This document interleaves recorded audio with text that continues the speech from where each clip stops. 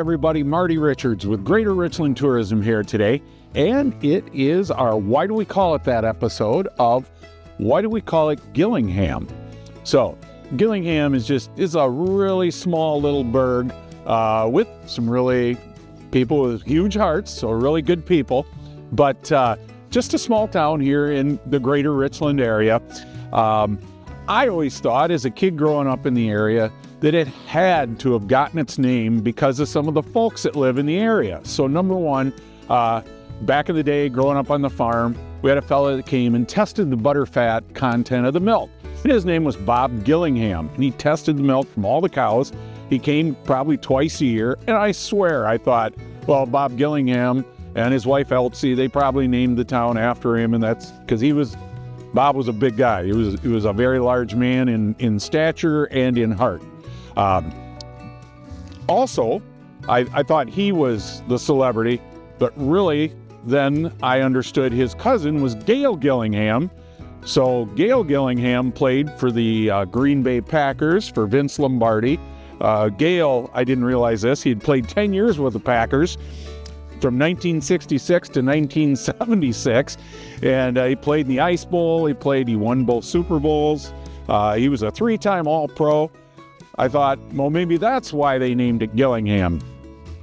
Not correct. Actually, I don't know if Gail Gillingham was ever in the town of Gillingham. He really was a Madison and then Stoughton resident and went to the University of Minnesota and then lived in Green Bay for all those years. So that may not have anything to do with it. So let's share the real reason Gillingham got its name.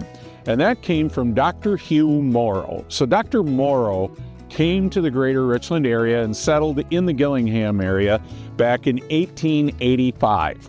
He arrived, he was a doctor, as I mentioned. He did his doctoring in Richland Center and then also had done work in Viola, so he kind of knew the area somewhat.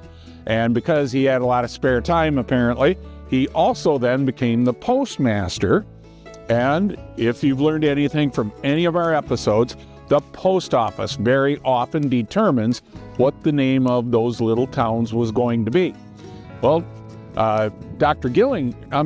Morrow, interestingly, didn't name the town after himself.